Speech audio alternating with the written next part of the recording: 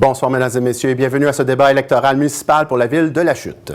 Je suis Francis Legault, journaliste au journal L'Argenteuil, et j'aurai l'honneur d'être votre animateur pour cette émission.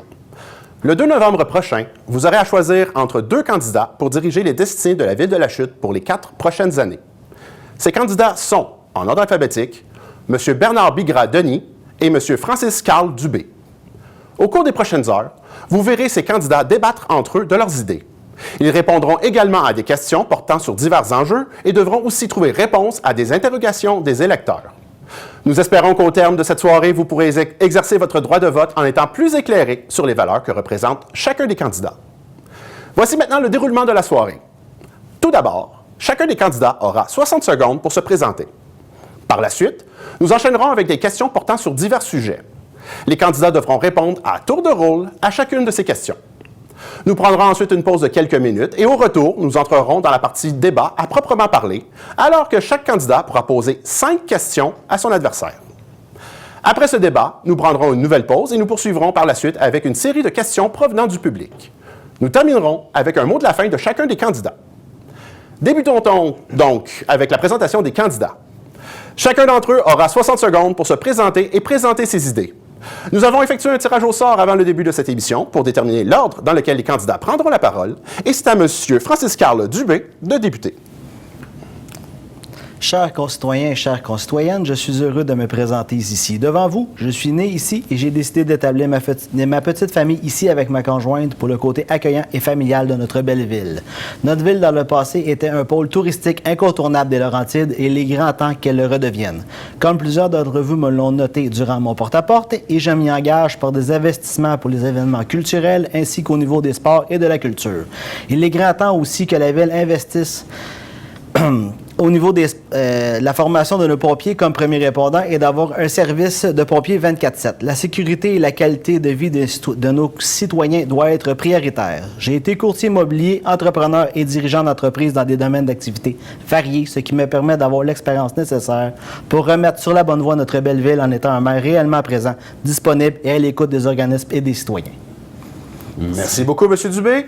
Au tour maintenant de M. Bernard Bigra-Denis. Eh bien, bonsoir à toutes et à tous, M. Dubé. En 2021, vous m'avez fortement accordé votre confiance pour vous représenter à titre de maire avec une plateforme ambitieuse, réaliste, mais surtout centrée sur vos priorités. 4 ans plus tard, mon équipe Vision La Chute et moi pouvons fièrement confirmer que nous avons livré nos engagements. Nous avons investi dans nos infrastructures, amélioré les services, augmenté l'offre de loisirs et assuré une gestion financière responsable, notamment en adoptant les 3 derniers budgets sous l'indice de l'inflation et en réduisant le taux d'endettement de la municipalité. Mais surtout, nous avons bâti une ville plus dynamique, plus sécuritaire et plus proche des citoyens. Ce soir, nous sommes ici pour parler de l'avenir de la municipalité. L'équipe Vision La Chute, c'est une équipe d'expérience, paritaire, enrichie de 2 nouveaux candidats. Nous sommes prêts, dès le 3 novembre, à poursuivre notre travail avec un plan concret et investir dans nos routes, moderniser nos parcs, débuter les étapes en vue de construire un centre multisport et rendre La Chute encore plus vivante et accueillante. Ensemble, chers citoyennes et citoyens, continuons d'avancer. Bon débat. Merci beaucoup, M. Bigra-Denis. Nous enchaînons maintenant avec une série de questions portant sur divers enjeux. Chaque candidat devra répondre à tour de rôle aux mêmes questions. Ils auront à chaque fois 30 secondes pour répondre. Les premières questions portent sur les loisirs. Vous proposez tous les deux de construire un complexe multisport à La Chute. Quelle est votre vision pour ce projet d'envergure et comment comptez-vous le financer? Monsieur Dubé, vous êtes le premier à répondre. Dans le passé, nous avions, dans le fond, à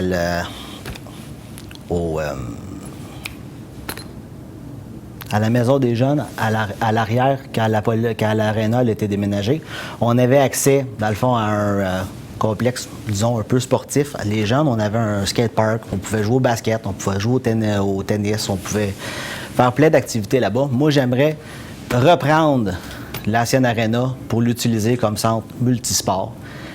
Étant donné que c'est déjà un bon... Merci, M. Dubé. Votre 30 secondes est déjà terminée.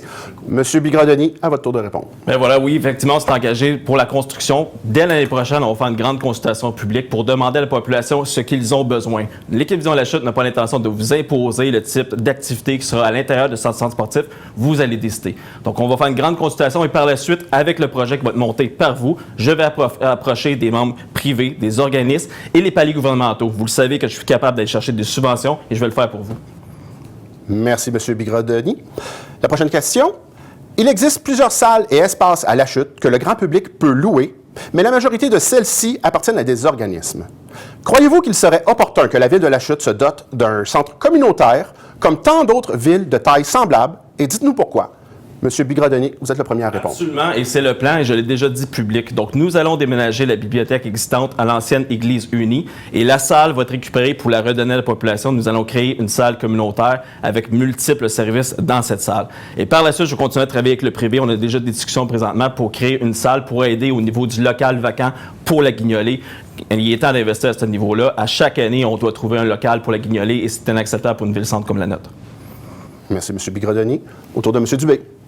Je suis effectivement d'accord avec vous, M. Bigra.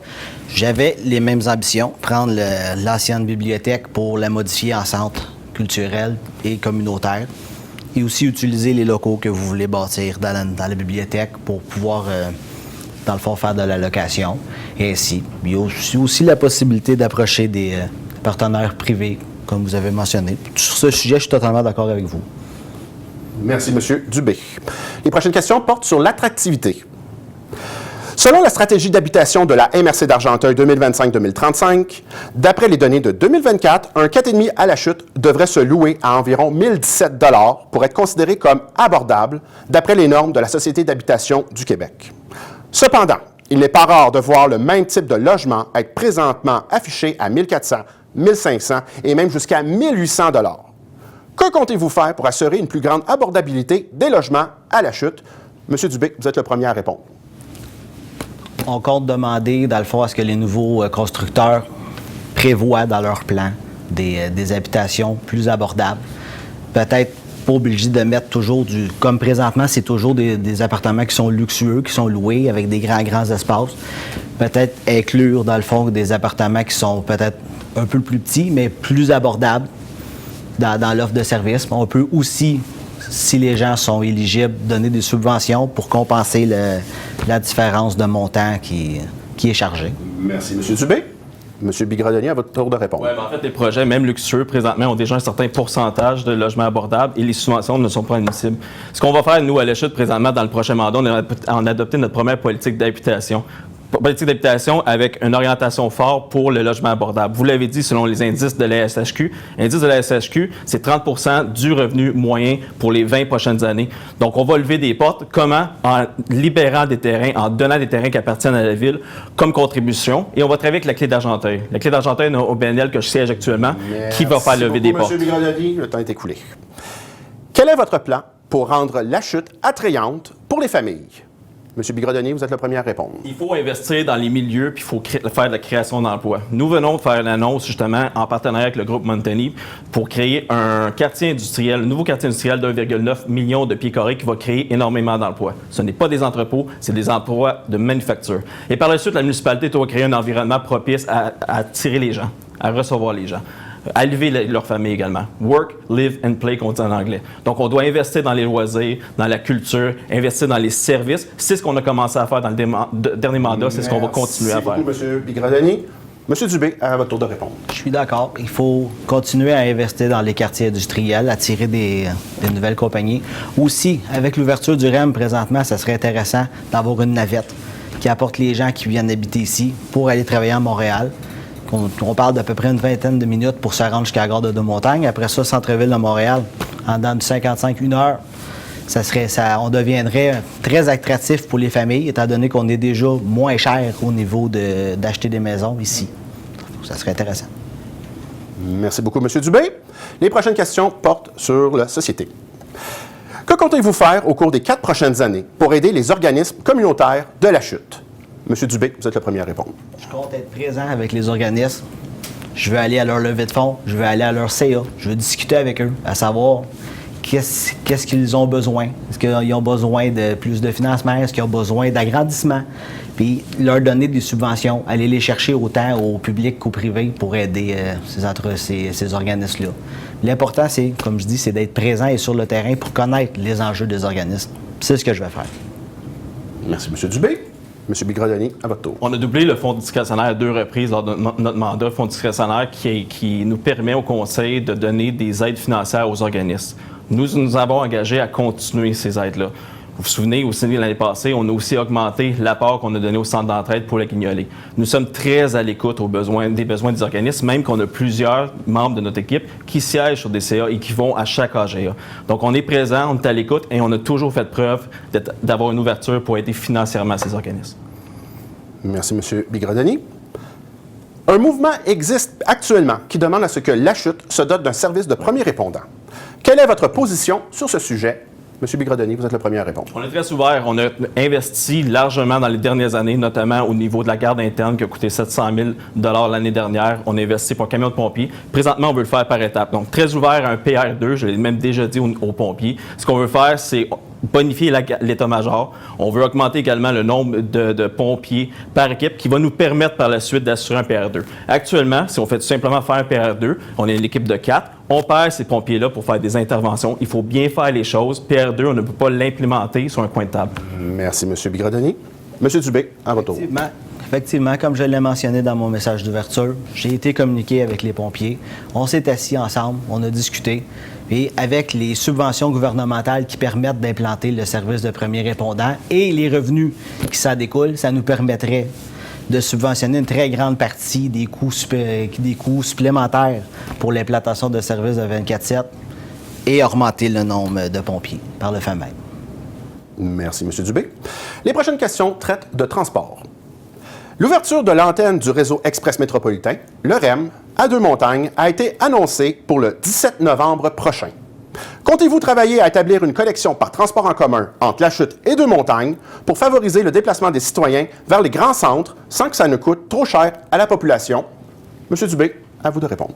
Effectivement, je l'ai mentionné dans ma plateforme électorale. C'est un enjeu. Il faut absolument qu'on ait une navette vers le REM pour justement aider les gens à aller travailler. On est très loin de Montréal présentement avec la circulation. Il faut investir là-dedans. On va aller discuter avec les instances, la RTM et tout ça pour avoir des subventions et peut-être discuter avec les autres personnes de les autres maires de la MRC, voir s'ils embarquent avec nous. Mais oui, effectivement, il faut le faire. Merci, M. Dubé. M. Bigrodoni. Oui, bien, la RTM n'a aucune juridiction d'Argenteuil à La Chute, seulement dans la CMM, puis vous ne pouvez pas faire une entente financière avec la RTM vous ici, mais ce qu'il faut faire, honnêtement, c'est travailler. Le transport en commun est une compétence MRC. Donc, il faut travailler avec le Conseil des maires. Un maire, unilatéralement, ne peut pas s'engager à faire du transport intermunicipal. Mais on le sait très bien. Même qu'on a créé un comité au niveau de la MRC, comité de transport, auquel je siège, pour essayer d'améliorer ce transport. On a des enjeux au niveau de Saint-Jaume, au niveau de l'éducation, mais également au niveau du REM. Merci, M. Bigrodoni. Quel est votre plan d'action à court terme pour améliorer l'état des rues de La Chute? M. Bigrodoni. Oui, bien effectivement, il y a un rattrapage à faire. Il y a un manque d'investissement dans les mandats précédents. On a essayé de rattraper. On avait adopté un règlement d'emprunt d'1,8 million de dollars pour refaire les rues locales, en plus des artères. Juste un exemple qui a été fait dernièrement au niveau du IGA, c'est 400 000 $. Ça va très, très, très vite, ces enveloppes-là. On s'engage dans le prochain mandat tout simplement à bonifier la réfection de l'asphalte. Là, on parle ici vraiment juste au niveau de l'esthétique de l'asphalte et la condition de la couche supérieure. Et par la suite, on veut également faire une brigade dès le dégel pour pouvoir agir sur les nids de poules rapidement. Merci, M. Bigrodoni. M. Dubé. Effectivement, l'état des routes est lamentable sur plusieurs de nos rues. Par contre, lorsqu'on fait la réfection de la chaussée, ça serait important d'aller vérifier les infrastructures souterraines. Pas comme il a été fait sur la principale où nous allons devoir, d'ici 5 ans, réouvrir et refaire toutes les infrastructures souterraines. Il faut faire les choses dans l'ordre, mais effectivement, il faut réparer la chaussée. Merci, M. Dubé. Les prochaines questions portent sur le développement économique. On remarque que La Chute se développe beaucoup au niveau résidentiel, mais qu'au niveau industriel, il y a peu ou pas de nouvelles constructions. Quel est votre plan afin d'attirer plus d'entreprises ici? M. Dubé, vous êtes le premier à répondre. Développer le quartier industriel, justement, pour attirer plus d'entreprises. Il faut aussi parler. Présentement, il y a plusieurs entreprises qui m'ont approché, qui ont des grands plans pour apporter beaucoup de nouveaux emplois. Et lorsqu'on les présente à la ville, on leur dit simplement un non. Il faudrait qu'on s'assoie avec eux pour voir la faisabilité et où ça bloque. Dans le fond, il faut travailler ensemble pour réussir à faire avancer notre belle ville. Il y a beaucoup de personnes qui veulent investir ici, puis présentement, on les bloque. C'est très dommage. Merci, M. Dubé. Au tour de M. Bigradoni. En fait, depuis le début de notre mandat, on a aidé 72 entreprises à venir s'implanter ici. Le quartier Synerlab, Synercité n'existait pas avant notre implantation. On a investi au niveau des infrastructures pour accueillir et on a accueilli des entreprises. Et pour votre information, on a 3 quartiers industriels à la Chute. Vous parlez toujours de 1. On a 3 quartiers industriels. Donc, on va développer au niveau de l'aéroport, on va développer au niveau du parc Simon, qui est déjà, on accueille des entreprises toujours ouvertes à le faire. Et également, évidemment, le projet Montagny, où nous allons travailler avec Montagny pour attirer des entreprises manufacturières. Merci, M. Bigradoni. La prochaine question. Il existe diverses organisations pour le développement économique dans la région, comme la Chambre de commerce et d'industrie d'Argenteuil et le service de développement économique de la MRC. Quel rôle croyez-vous que la Ville de la Chute doit jouer auprès de ces instances? M. Bigradoni, vous êtes le premier à répondre. La Ville de la Chute, c'est la ville centre, c'est la ville économique de la MRC d'Argenteuil. On doit jouer un rôle important au niveau du service de développement économique. Justement, je suis le président du comité d'investissement. Donc, chaque demande, je les reçois et on ne les refuse pas, M. Dubé.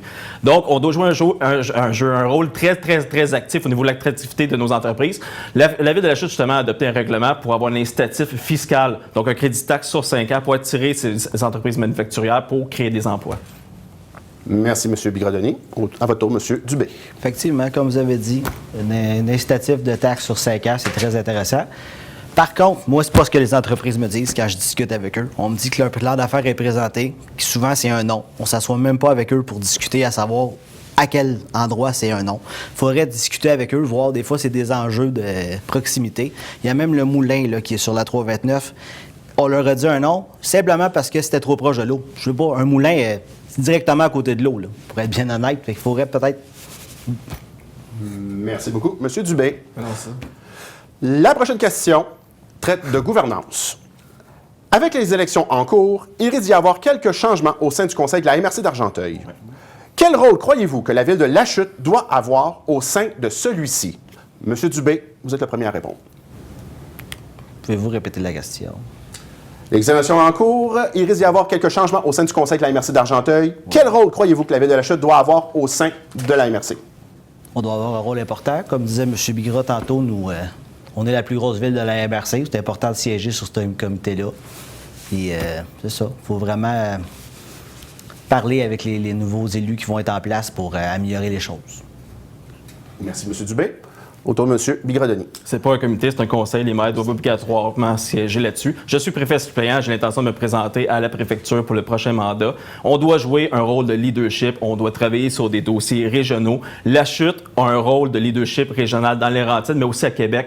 On peut agir fortement. Je l'ai fait dernièrement. Je suis monté à Québec souvent pour régler des dossiers avec notre député, en rencontrant des ministres pour aller chercher des subventions et faire avancer des dossiers provinciaux. La Chute a ce rôle de leadership à faire et on doit le faire rapidement. Merci, M. Bigradoni. La prochaine question, c'est la dernière de cette partie de notre débat, va traiter d'environnement. Selon un sondage de la firme Léger, publié le 16 octobre dernier, 81 % des Québécois veulent que les municipalités agissent contre les changements climatiques. Si vous êtes élu, quelles actions comptez-vous prendre en matière d'environnement? Monsieur Bigradoni, vous êtes le premier à répondre. Oui, on va continuer avec le plan climatique, évidemment, qu'on a adopté à la MRC d'Argenteuil, qui touche toutes les municipalités dans la MRC, les 9 municipalités, effectivement. On travaille actuellement également avec, pour l'espace de liberté de la Rivière-du-Nord. L'espace de liberté, c'est redonner vie, son espace naturel à la rivière pour qu'elle puisse vraiment vivre. On sait qu'on a eu des enjeux d'inondation. On travaille également pour restaurer les milieux verts, milieux humides. Même les prochains développements résidentiels, on exige qu'il y ait un maintien des milieux humides et milieux verts de 30 à 40 %. On va planter également des arbres. On a ce plan-là, on en a fait 1000. Merci beaucoup, M. Bigradoni. Autour de M. Dubé. Effectivement, des nouveaux développements, ça prend absolument des espaces verts qui sont gardés, les plantations d'arbres, mettre plus de milieux verts dans le centre-ville de La Chute, avec l'ajout d'arbres, comme on disait, aider, dans le fond, au recyclage et tout ça, là. C'est ça, dans le fond. Je ne suis pas calé en espace vert. Merci beaucoup, M. Dubé. Donc, c'est ce qui termine cette première partie de notre émission. Nous allons donc effectuer une première pause et nous allons vous présenter d'ailleurs les candidats aux différents postes de conseillers dans la ville de La Chute. Et on sera de retour immédiatement après. À tout de suite.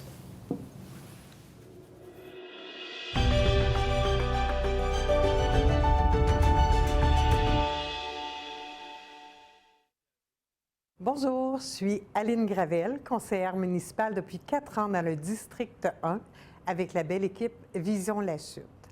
Ensemble, ces derniers 4 ans, on a honoré chacun de nos engagements de la plateforme qui était quand même audacieuse. On l'a fait et j'en suis très fière. Aujourd'hui, je sollicite votre appui pour un 2e mandat parce qu'il reste encore beaucoup de choses à accomplir et que j'ai envie de les accomplir. Dans notre plateforme actuelle, on a des engagements solides et des solutions concrètes pour amener la ville encore plus loin. Depuis 4 ans, je travaille fort sur les dossiers environnement, culture, aînés et j'ai envie de continuer pour le prochain 4 ans. Donc, le 2 novembre, votez pour l'expérience, votez pour la continuité et votez Aline Gravel pour vous représenter dans le district 1. Alors, bonjour, Nathalie Vigeant, candidate indépendante dans le district numéro 1. Je suis très fière d'avoir la tribune pour une seule minute et je suis très contente de ne pas me présenter au débat des chefs. Je suis contente de représenter un district où j'habite. J'ai envie de rapprocher les gens de l'urbanisme, de l'hôtel de ville et de comprendre. Si on a un non, bien, trouver une solution pour arriver à un oui, tout en étant en accord avec la ville, de respecter l'environnement. Je vais aller trouver des réponses pour vous. Je veux peut-être créer avec vous des projets. Alors, pour moi, ça va être ça mon but. Et je pense que le district numéro 1 mérite d'être connu. On va se rassembler ensemble, puis on va faire toute une belle vie. Salut tout le monde, c'est Jean-François Crépeau. Je me présente dans le district numéro 2 comme conseiller. Ça fait 25 ans que j'habite dans la région. Je travaille chez Fibre Argenteuil, dans le district. Mon premier emploi aussi était chez Couche-Tard, dans la vingtaine, quand j'étais étudiant. Ce que je veux offrir aux gens de mon district, c'est un choix. Certainement qu'il y a des gens qui sont heureux avec l'équipe en place, mais d'autres qui ne le sont pas. Mais à la fin, c'est aux gens de décider. Moi, je pense qu'en tant qu'indépendant, on apporte un regard plus critique à tout ce qui se passe au Conseil. C'est ce qu'un vote pour moi représente, à mon avis. Je veux être la voix de ceux qui se questionnent la politique en place. Le 2 novembre, c'est à vous de décider. Merci. Yann Deschamps, candidat au district 2 de la ville de La Chute. Qui je suis? Je suis né à La Chute, je suis grandi à La Chute, j'ai appris à conduire dans les rues de La Chute. Je suis avec la même femme depuis près de 30 ans, marié depuis 12 ans. J'ai fait un retour aux études à l'âge de 26 ans pour faire le DEP en soudage-montage à l'École de Saint-Jérôme. Et puis, j'ai gravi les échelons, puis je suis maintenant directeur général d'un bureau de dessin. On me donne les qualités que je suis à l'écoute, disponible, puis que j'ai du leadership positif. Je m'implique beaucoup dans la communauté, auprès des étudiants. À l'École de dessin de bâtiment à Sainte-Thérèse. Je m'en vais faire d'ailleurs 3 conférences en début novembre. Puis une des raisons pour laquelle je m'implique en politique municipale, c'est parce que la ville grossit, puis je veux que ça se fasse de façon respectueuse. Alors, c'est des choses qui se font en équipe, ça. English community, it's a rich part of La Chute history, and it's always a pleasure to deal with you. Merci, and thank you for supporting me. Bonjour, je m'appelle Alain Lanoux. Je me présente comme conseiller municipal indépendant dans le district 4. J'ai été conseiller dans le district 4 8 ans. J'ai eu soin de mes citoyens et je suis là pour vous autres encore. Je veux le pacte Maléquette. Il n'y a rien dans ce pacte-là. Peut-être pique-ball. Il faut faire quelque chose avec ce pacte-là. Le laisser vide comme ça ne vaut pas la peine. Les égouts, l'eau de La Chute, avec le développement de La Chute, on a-tu assez d'eau? Les municipalités ont manqué de l'eau. Nous autres, on est-tu corrects? Je m'en vais protéger contre les taxes abusives qu'on a eues dans les 4 dernières années. J'aime pas ce qu'il fait. Il fait un gâteau, mais il manque le glaçage, il fait pas de gâteau en dessous dans nos rues. C'est le temps qu'on vote indépendant. Le 2 novembre, restons debout, puis votez Lanoux. Bonjour à tous les concitoyens et concitoyennes du district 4. La plupart d'entre vous me connaissez déjà. J'ai décidé de rencontrer Bernard Bigredonnier au printemps et je lui ai dit oui, j'aimerais bien faire partie de ton équipe, une équipe extraordinaire, une équipe dynamique et Bernard a toute ma confiance comme maire. Cet été, j'ai été à votre rencontre en consultation citoyenne. Vous avez été très nombreux à m'ouvrir votre porte, à me parler de vos projets, de vos problématiques. Tout a été noté. Dernièrement, vous avez reçu de ma part et de tous nos bénévoles notre pamphlet pour les 4 prochaines années, mentionnant nos réalisations et aussi vos idées et vos problématiques. Elles y sont. Alors, je voulais vous remercier. Vous avez été très, très nombreux à m'offrir votre support. Donc, Je vous demande de voter Lynne Perron pour être candidate à être conseillère municipale dans le district 4 le 2 novembre prochain. Merci. Bonjour, mon nom est Luc Dubé, conseiller dans le district Mauricis-Ayresville. Je peux dire que j'ai demeuré en moyenne 40 ans dans ce district en deux parties parce que j'ai demeuré aussi à Blainville pour me rapprocher de mon travail à Montréal, à l'intérieur des films d'ingénieur conseil pendant 25 ans. Au début comme dessinateur, technicien senior, chargé de projet surveillant de chantier. Dans le domaine du bâtiment, que ce soit résidentiel, commercial, institutionnel ou industriel. Et quand on parle de civil, c'est qu'est-ce qui est éclairage de rue, fusculation, aqueduc. J'ai eu la chance de travailler aussi 1 an à la Ville de Québec comme blanc dans le développement d'ingénierie en électricité. Et le monde de la chute me connaissent aussi pendant 12 ans comme entrepreneur en électricité. Je peux affirmer que je peux jouer le rôle représentatif de mes résidents dans mon district. 6. Merci beaucoup et je compte sur vous le 2 novembre prochain. Alors, bonjour à tous, citoyens et citoyennes du beau District 6. Eh bien, vous me connaissez, Hugo Lajoie. Je suis actuellement votre conseiller municipal depuis maintenant 12 ans. Et je me représente avec l'équipe Vision La Chute pour obtenir un 4e mandat pour vous représenter. La plupart d'entre vous, vous me connaissez, vous savez combien je suis impliqué dans le district, comment j'ai à cœur mon district. Je suis présent depuis 12 ans avec vous, pour vous. Je suis engagé aussi dans de multiples causes à la chute, notamment au niveau des jeunes, au niveau des groupes communautaires, au niveau de la pauvreté. Vous le savez aussi que j'aime faire des folies de temps en temps, avec notamment le CAFO Jeunesse Emploi. Je suis aussi lutteur professionnel à mes heures pour des causes caritatives. Donc, j'ai encore le goût d'être avec vous pendant encore un autre 4 ans et j'espère qu'avec Vision La Chute, vous allez voter en grand nombre pour nous. Moi, j'ai le goût de travailler avec Bernard Bigredeni, avec mon maire, et j'espère que tous ensemble, on va être là le 2 novembre au soir. Merci.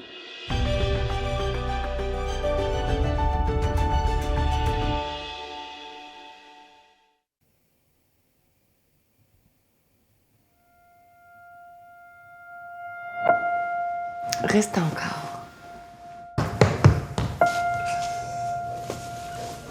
Reste donc. Reste avec nous.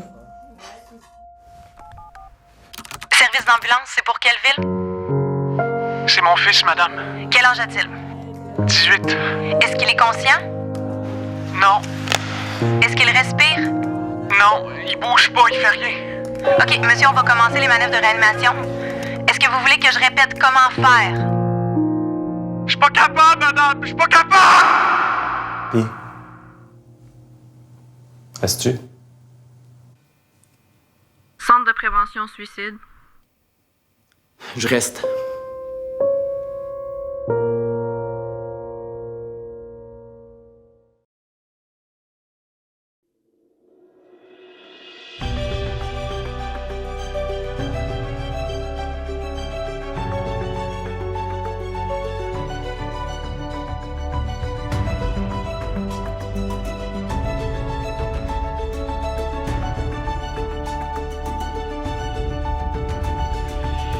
Nous sommes maintenant de retour avec notre portion débat de cette émission. Chaque candidat aura maintenant la chance de poser 5 questions à son adversaire et d'échanger avec celui-ci. Voici comment nous allons procéder. Tout d'abord, le candidat aura 15 secondes pour poser sa question. La personne à qui sera adressée cette question aura 30 secondes pour y répondre sans se faire interrompre. Une période de 2 minutes 15 secondes suivra où les deux candidats pourront débattre du sujet en question. Pour débuter cette première ronde, M. Dubé, votre première question à M. Bigredeni. Bonjour, M. Bigredeni. Plusieurs citoyens ont l'impression que certains contrats municipaux et décisions sont influencés par la proximité de certaines personnes avec l'administration actuelle.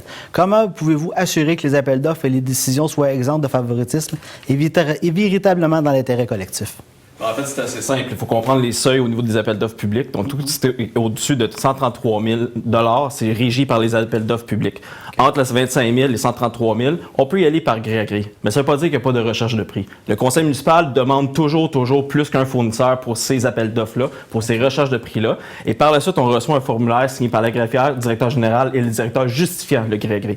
Et tout ce qui est en dessous des départements des achats courants, bien ça, c'est les employés, M. Dubé, qui le fait, l'achat courant. Mais ça sachez que chaque fournisseur dans la municipalité a une chance de soit soumissionner, de donner des prix ou même de fournir du matériel à la municipalité. On ne s'ingère jamais dans les achats. Nous, on approuve les comptes à dépenses. Parfait, c'est bon. Fait que s'il y a des compagnies qui disent qu'ils n'ont jamais été informés des appels d'offres, puis qu'après, ils font des appels d'offres, puis ils ne gagnent pas, même si normalement, ça serait les plus bas soumissionnaires, ça rentre dans le gré à gré. C'est ce que vous me dites? Ben, non, c'est pas ça que je vous dis. Il faut comprendre les seuils. Vous ne semblez pas comprendre ce qu'est un appel d'offres. Tout ce qui est au-dessus de 133 000, c'est des appels d'offres publics sur le système SAO. L'entrepreneur est libre de venir déposer ses documents. Ça, on ne le contrôle pas, c'est rigide. Entre 25 000 et 133 000, c'est des recherches de prix.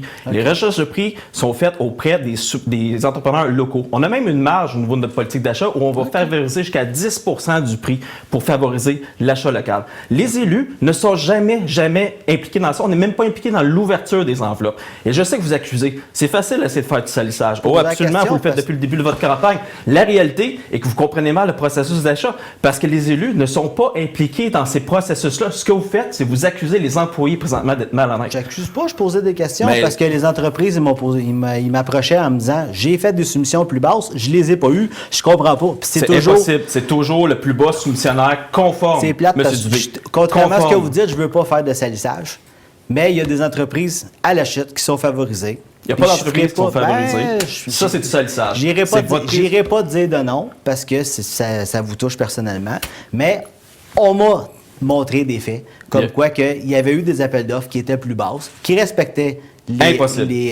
Vous savez quoi? En même, on a un rapport annuel qu'on dépose, qu'il n'y a aucune plainte, aucune réprimande. C'est un rapport sur la gestion contractuelle qu'on dépose publiquement. Si vous aviez écouté une séance de conseil, vous l'aviez su. J'ai tout écouté, vous devriez savoir qu'on n'a aucune réprimande. Si c'est le plus bas soumissionnaire conforme, qui rencontre tous les critères, oui, il va avoir le contrat. On ne s'ingère aucunement dans ça. Je vais vous croire sur parole sur ce dossier. Mais je vous demanderai de faire vos recherches de façon plus approfondie. J'ai fait mes recherches. C'est des accusations qui sont graves les appels pour les entrepreneurs qui travaillent fort.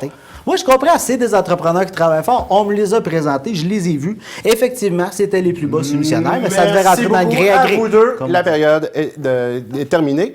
La prochaine question, donc, M. Bigradoni, vous la posez à M. Dubé. M. Dubé, dans votre plateforme, vous proposez de rembourser la taxe de mutation pour les premiers acheteurs. Saviez-vous que pour une municipalité comme La Chute, c'est illégal? Comment pouvez-vous avoir une crédibilité si vous proposez dans vos premières mesures des mesures qui sont illégales? C'est pas illégal. C'est illégal. C'est pas illégal. On peut le rembourser en partie, dans le fond, sur plusieurs années. On peut échelonner le remboursement. J'ai fait mes recherches et on m'a confirmé qu'on pouvait. Même Montréal, dans son plan, il est là. Dans le fond, puis quand j'ai appelé aux municipalités, dans le fond, on m'a confirmé qu'on avait le droit de faire ça. Pas le rembourser directement, mais le donner en crédit. C'est ce qu'on m'avait dit. Je peux répondre, même si c'est pas moi. En fait, non, c'est seulement les municipalités qui sont régies par des chartes Montréal, Québec, Gatineau. Nous, on est régis par la loi sur les cités et des villes. C'est illégal. Un crédit, remboursement. Et même, la seule chose que vous pouvez faire selon la loi de 39, c'est de l'étaler. Vous pouvez l'étaler sur quelques années. C'est ce que je viens de dire. Vous proposez un remboursement. Oui, c'est ça. Étaler le remboursement sur plusieurs années. Non, c'est pas ce que vous proposez. Ça a été formulé sur une petite phrase. Vous ne pouvez pas rembourser. Ça peut être un crédit, dans le fond. Non, c'est illégal. C'est illégal ce que vous faites. OK, bien, je vais trouver une façon légale de le faire pour attirer les... Vous comprenez que vous n'êtes déjà pas crédible. J'ai appelé des mesures illégales. Et ce qu'on m'a dit que j'avais le droit de faire. Vous ne comprenez même pas la différence entre une municipalité régie par une charte et une municipalité régie par la loi des cités et des villes, puis vous voulez gérer la municipalité. Dès le 3 novembre, vous n'avez pas la crédibilité d'arriver et de gérer financièrement la municipalité. Vous proposez des mesures illégales. On a 250 employés qui travaillent à la ville, dont des avocats. On n'a pas 250, c'est 230 avec les pompiers, incluant les étudiants. Puis honnêtement, c'est au maire d'avoir son pouvoir de vigilance, d'assurer les mesures légales. Et ça appartient au conseil, ça. Vous ne semblez vraiment pas comprendre. Ce dossier-là, ça a l'air que je n'étais pas au courant. J'ai appelé, puis on m'a donné les mauvaises informations. Vous avez cité Montréal. C'est régi par les chartes. Oui, non, j'ai donné un exemple, Montréal. C'est pas la même charte, comme vous dites, mais... Alors, qu'allez-vous faire? De quoi que j'allais faire? Si c'est pas légal, je le ferai pas. Non, mais là, vous venez de l'apprendre. Est-ce qu'il y a d'autres mesures illégales dans votre plateforme? Je pense pas. Vous ne savez pas. Vous n'avez pas fait de recherche. J'ai fait des recherches. On va avoir des débats intéressants vous m'avez appris qu'il y avait des choses qui étaient illégales. Vous ne connaissez pas le milieu municipal, puis vous voulez devenir maire dès le 3 novembre. On apprend des choses. On apprend des choses sur le tas, dans un débat. Mesdames et messieurs à la maison, M. Dubé va apprendre pendant les 6 premiers mois comment gérer sa municipalité. Nous, on est prêts dès le 3 novembre à gérer. On le fait de façon financière responsable. Vous n'êtes pas prêt, M. Dubé. Parfait, c'est ce qui est vous qui le dites. C'est vous qui le dites. On est formé pour le faire après. On a suivi des cours, on a suivi des formations. On a des gens pour s'appuyer. Dans le fond, par le respect des citoyens, il faut arriver prêt. Il faut arriver prêt, M. Dubé. C'est pas une On joke. peut pas connaître C'est pas un tous les patio dossiers qu'on... de chaque affaire. On est Se d'accord. lancer à la mairie, c'est pas un patio qu'on décide de faire avec son père pendant une fin de semaine, M. Dubé. C'est sérieux. Vous jouez avec les chiffres, vous jouez avec le futur des citoyens, vous jouez avec leurs taxes, leur argent. Et vous arrivez, puis vous n'êtes même pas convaincu, vous dites, ben, je vais me faire former. Moi, je vais arriver en poste, là, je vais prendre un break, j'ai un budget adopté 3 semaines après, mais c'est pas grave, je connais pas la loi, c'est fiscalité municipale, mais je vais me renseigner, je vais me former. J'aurais pu me former avant, mais je l'ai pas fait. Le temps est écoulé, messieurs. Merci beaucoup. Passons maintenant à la deuxième ronde. Monsieur Dubé, votre deuxième question. Monsieur le maire, récemment, j'ai rencontré une représentante des citoyens du secteur BT, accompagnée de Mme Nathalie Vigian, candidate de ce même district. Cette citoyenne nous a fait part de nombreuses inquiétudes concernant la vitesse excessive, le manque de patrouille, les intrusions sur les propriétés et l'absence totale de suivi, malgré plusieurs démarches auprès de votre administration. Dans le fond, cette année, la ligne Ravel, si la sécurité publique est vraiment une priorité, pourquoi cette problématique n'a-t-elle jamais été traitée dès votre premier mandat? Ben en fait, oui, on a réduit la vitesse à 30 km/h sur ce sentier-là. On a essayé de travailler avec la municipalité de Gore aussi pour faire une réflexion du chemin pour essayer d'améliorer la chaussée. Okay. En passant, j'ai vu cette publication-là. Vous savez qu'on a rencontré cette citoyenne-là aussi, puis à plusieurs reprises. OK, c'est pas ça qu'elle m'a dit.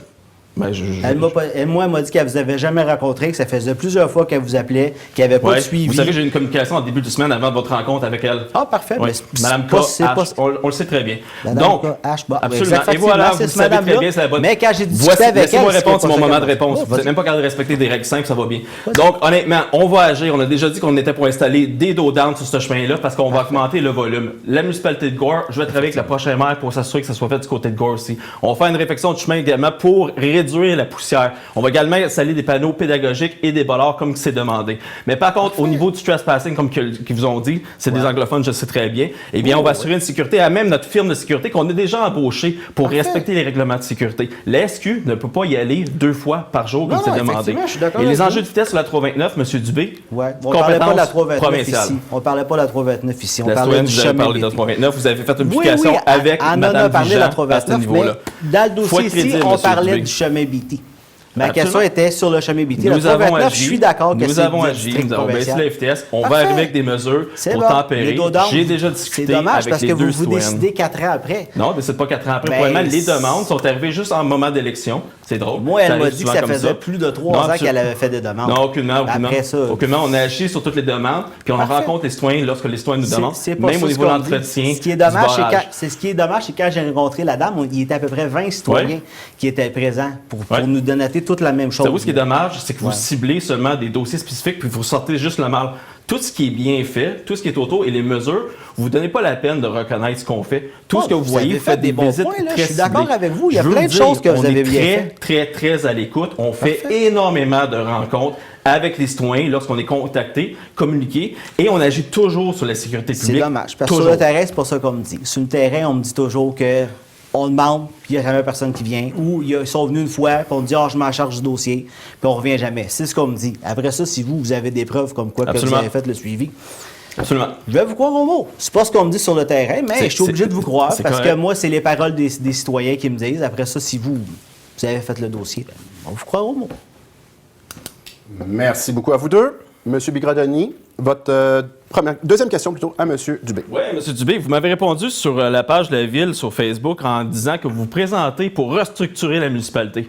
Là, je vous inviterai à regarder la caméra. Parlez non seulement aux citoyens, mais à nos employés. Quel est votre plan? Nos employés, j'ai pas l'intention de restructurer le côté des employés. Vous avez écrit que vous voulez restructurer. J'ai l'intention de restructurer les manières de faire à la Ville. Comme mentionné, là, la principale, vous avez fait le pavage. En discutant avec le contremaître qui était là, il m'a confirmé que les travaux d'aqueduc et tout ça en dessous, les infrastructures, c'était dû d'ici 5 ans. C'est ce qu'on m'a dit au final. OK? Là, après ça, est-ce qu'il va falloir qu'on réouvre la principale dans 5 ans? Et là, ma question, parce que le pavage, ça a une durée de vie de 15 à 20 ans. Oui, vas-y. Parfait. Comme j'ai dit dans les entrevues, et comme j'ai dit lorsqu'on a annoncé le projet, j'ai fait une entrevue avec l'Argenteuil et la TVC, on n'a pas fait de pavage. Vous dites pavage. On n'a pas fait de pavage au centre de la rue parce que les infrastructures, ils vont être dues pour remplacer dans 10 ans. Ce qu'on a fait, c'est la réfection des trottoirs et du terre-plein. On est venu ajouter de l'esthétisme au niveau des arbres. Évidemment, on a coupé les arbres morts. On va changer les lampadaires. On change la maçonnerie. C'est ce qu'on s'est engagé à faire parce qu'il y avait des enjeux de sécurité. Il y a des personnes à mobilité réduite qui s'enfargeaient. Il y a des enfants dans le corridor scolaire qui s'enfargeaient. Vous insinuez des choses qui sont fausses, M. Dubé. Vous ne connaissez pas vos dossiers. Je connais très bien mes dossiers. Du tout. Vous venez de dire qu'on a fait du pavage. Il n'y a aucun vous avez plan l'intention de faire du pavage. Aucunement. Moi, c'est ce qu'on m'a dit qu'il était supposé question d'avoir du pavage. Vous ne renseignez même pas la municipalité. On non, a tout annoncé. Je me suis renseigné au contremaître qui était sur le contremaître dossier. chantier Unira qui n'est pas impliqué dans le pavage du centre. Bravo, ouais, M. Dubé. Il y avait un beau casse écrit la chute dessus. C'est comme ça que vous avez géré vos dossiers. Monsieur Dubé, c'est annoncé à plusieurs reprises. Vous ne vous renseignez pas. On ne fera pas de pavage au centre sur les voies parce qu'on doit ouvrir cette rue-là dans 10 ans. Et l'état du pavage au centre-ville est correct. On investit présentement sur la sécurité des trottoirs et on investit avec les propriétaires des commerces du centre-ville qui ont décidé d'embarquer avec nous dans cette histoire-là. Oui, en parlant avec les commerçants, eux autres, ils trouvent que c'est dommage que... Mais voyez-vous, le président de la Chambre de commerce est venu appuyer et saluer cet effort en disant que c'était excellent d'investir au centre-ville publiquement. Oui, effectivement, publiquement, et en disant que c'était bon pour le tourisme. C'est très bon pour investir pour le tourisme. Vous savez que les tourisme. propriétaires ont embarqué financièrement avec nous pour la réfection de ces tronçons-là. Oui, effectivement. Je ne pense pas que les grands ronds-points qui empêchent de virer à gauche puis qui créent plus de circulation... Les grands ronds-points, c'est pour sécuriser les traverses. C'est une pratique qui est très, très connue. On réduit la distance à parcourir. Je suis chauffeur d'autobus à Montréal. Je sais que vous êtes chauffeur d'autobus, c'est votre expérience de travail. C'est un très, très gros problème, justement, ces intersections-là, parce qu'il y a beaucoup d'accidents causés par ces intersections-là. Les ronds-points, probablement, ne sont pas permis partout. Là. Oh, au là, centre-ville, vous avancez des choses. Non. Ces intersections-là sont faites pour aller. Ces intersections-là sont faites pour aller dans les chemins latéraux. Mais honnêtement, ça, c'est pour sécuriser les traverses piétonnières. C'est des bonnes façons, c'est des bonnes pratiques de le faire. Il y a des gens qui présumaient, notamment en avant d'Hôtel-de-Ville, qu'il y avait 2 voies. Il n'y a jamais eu deux voies en avant d'Hôtel-de-Ville. Et mon bureau est en haut, j'entendais crincer des pneus presque à tous les jours. On a réglé cette problématique-là. Les gens sont heureux. C'est un engagement qu'on a fait il y a 4 ans et on l'a réalisé. OK. Merci beaucoup à vous deux. La troisième ronde débute avec la première question de la part de M. Dubé. Parfait. Ça fait plusieurs années qu'il est question de former nos pompiers comme premiers répondants, malgré le fait que nous soyons la plus grosse ville de la MRC et que plusieurs autres villes voisines aient franchi le pas. Pourquoi ce n'est toujours pas fait et surtout pourquoi cette priorité n'est pas dans vos promesses électorales présentes? En fait, la priorité présentement, c'est d'assurer un état-major bonifié pour éventuellement avoir une mutualisation des services et augmenter nos équipes. C'est la façon de faire. On investit massivement dans le département de pompiers depuis qu'on est là. Plus de 3 millions de dollars ont été investis dans le département. L'enjeu présentement, le PR, vous dites PR sans savoir c'est quoi, les villes rurales, honnêtement, ont toujours eu des interventions plus longues au niveau des ambulances. C'est normal pour eux d'avoir investi au niveau du PR. Nous, le protocole a changé récemment, ce qui fait que les délais d'intervention des ambulances est beaucoup plus long. Ça veut pas dire qu'on ne va pas investir pour le PR, M. Dubé. Ça veut dire qu'on va bien faire les choses, puis on va faire les choses à une à la fois. Si on fait le PR présentement, et on pourrait avoir un débat à ce niveau-là, mais si on fait le PR présentement, on a intervention au niveau d'un feu, on va perdre ces pompiers-là parce qu'ils font le PR. Tout le monde a besoin d'un service. Et là, on ne peut plus intervenir avec une force de frappe adéquate. On ne sera pas conforme au niveau du schéma. On est d'accord, c'est pour ça qu'il faut augmenter le nombre de pompiers. Il faut le faire proprement. On peut oui, juste, on est d'accord, mais on peut embaucher. On peut embaucher des nouveaux pompiers. Ça engage à quoi? Combien ça coûte le PR? Ça coûte... Quelles sont les subventions? En fait, c'est un plan de financement. Ouais, quel est le plan de financement? Le plan de financement, il donne 10 000 de ce que j'ai compris en 10 000 ça paye rien. Bien, ça paye une partie. Puis le financement pour la formation est payé à 100 par le...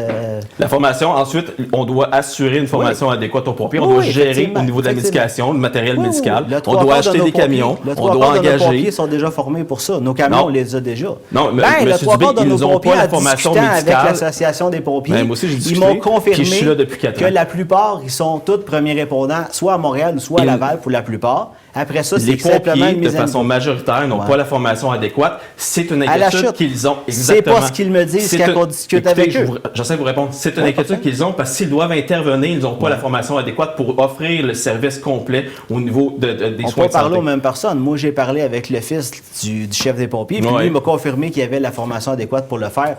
Lui, parce que c'était à Montréal, l'équipe au complet? Le 3 quarts qui m'a dit qu'ils l'ont déjà. Il resterait rien qu'à former la c'est incroyable. Fait que là, vous voulez tout simplement ajouter. Vous dites que tu mentionnes à la mairie. Oui, vous dites. Ben oui, mais moi, avant de me lancer à la mairie, M. Dubé, je me serais renseigné, puis j'avais des arguments, puis je savais comment faire une gestion municipale. Parfait. Clairement, vous ne le savez pas. Vous allez arriver en poste et vous allez apprendre comme une surprise à tous les jours. Pouf, pouf, pouf, des surprises qui apparaissent un peu partout. Vous apprenez pas des choses à tous les jours. Vous n'êtes pas crédible, M. Dubé. Ça, c'est ce qu'on dit maintenant. On parle du PR, on va revenir sur le dossier du PR. Oui, on a l'intention de se rendre là après des étapes. On doit mutualiser les services, on doit bonifier modifier l'état-major et on doit ajouter du personnel par équipe. Ça va être fait avec l'association, pas avec vous. Effectivement, ça va être fait avec l'association. C'est clair. Merci beaucoup. À vous deux. Monsieur Bigradoni, votre troisième question à Monsieur Dubé. Oui, mais on va revenir au niveau de la RTM. Honnêtement, vous avez engagé, vous vous dites qu'il y a un REM. On va travailler avec l'Autorité régionale de transport métropolitain. Je vous ai appris tantôt que l'Autorité régionale n'a aucune autorité à la chute ou dans la MRC d'Argenteuil. Ils peuvent même pas franchir les limites de la CMM. Et la RTM, honnêtement, est simplement là pour faire les liaisons entre les municipalités et faire la grille tarifaire. On pourrait facilement faire une grille tarifaire, mais on n'a pas de transport. C'est quoi votre plan pour amener nos citoyens jusqu'à un REM ou autre? Parce qu'il y a déjà des étapes entamées présentement, puis vous ne savez pas le savoir. Effectivement, il faut discuter avec la MRC pour ça, pour faire une union des municipalités, pour implanter un service de navette, puis discuter avec, dans le fond, la RTM pour expansionner la zone. Ce que vous parlez, c'est de la zone D, qui est la zone hors réseau présentement. On se situerait dans la zone hors réseau, tout comme Saint-Colomban. Pas Saint-Colomban, Saint-Placide sont hors réseau. Puis, il y a une zone A, B, C, D. Ça prend la zone D. Saint-Placide devait faire partie de la CMM et sont à proximité de Deux-Montagnes et tout. C'est pas notre réalité. On n'a absolument pas l'intention d'ouvrir la CMM puis le réseau de la RTM. C'est pas avantageux pour notre population. Parfait. Saviez-vous, par contre, là, vous dites qu'on va créer un comité et tout. Le transport collectif existe déjà, même que c'est un des postes budgétaires les plus importants dans la MRC d'Argenteuil. Saviez-vous que notre initiative, on parle de transport qui emmène les étudiants à Montréal et les services hospitaliers. De notre initiative, on a créé un nouveau comité qui rassemble toutes les municipalités de Québec à Gatineau, comité que je préside. Et nous allons relancer, on l'a annoncé publiquement, l'étude de faisabilité pour amener le chemin de fer Québec-Gatineau passager et l'entreprise privée nous a envoyé une lettre d'appui.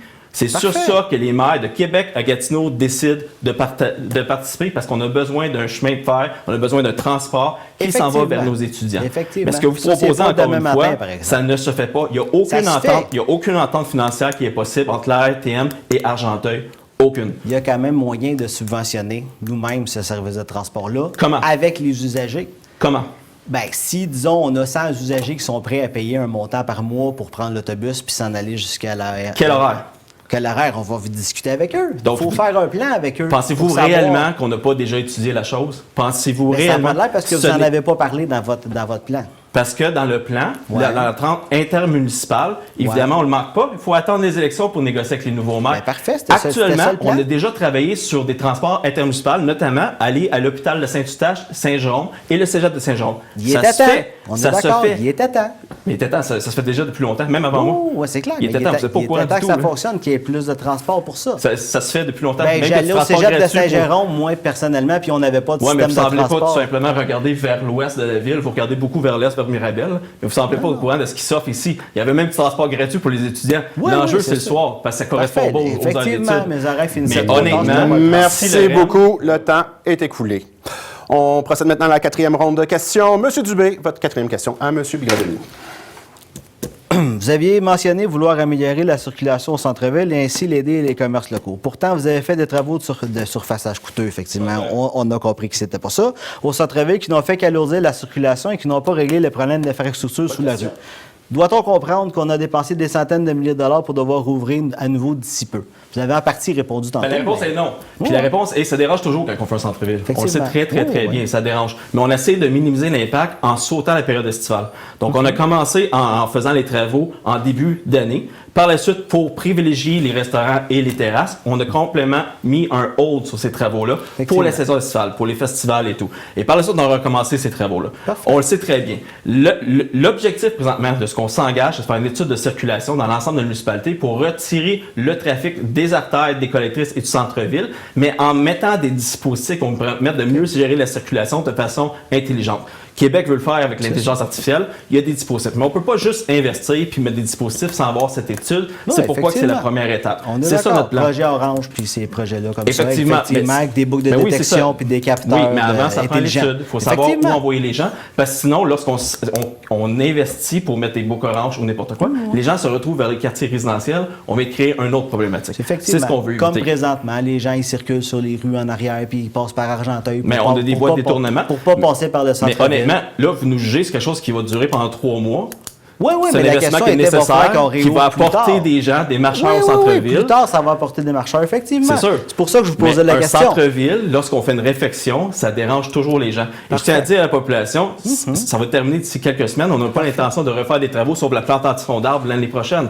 Le but était bien annoncé et c'est ce qu'on fait présentement. Mais de là à attaquer une réfection de centre-ville qui va venir redynamiser notre centre-ville. Oui, effectivement. Puis pourquoi vous avez attendu à peu près 2 mois avant de décider d'implanter les CCI $, et pas l'avoir fait au début du projet? Bien, parce qu'on attendait que la Chambre de commerce agisse. Donc, de notre initiative, on a décidé de le faire nous-mêmes parce qu'on parle à tous les entrepreneurs. On est dans tous les commerces. Et moi-même, M. David, en discutant avec les entrepreneurs, nous ont dit qu'on aurait besoin d'un peu d'aide.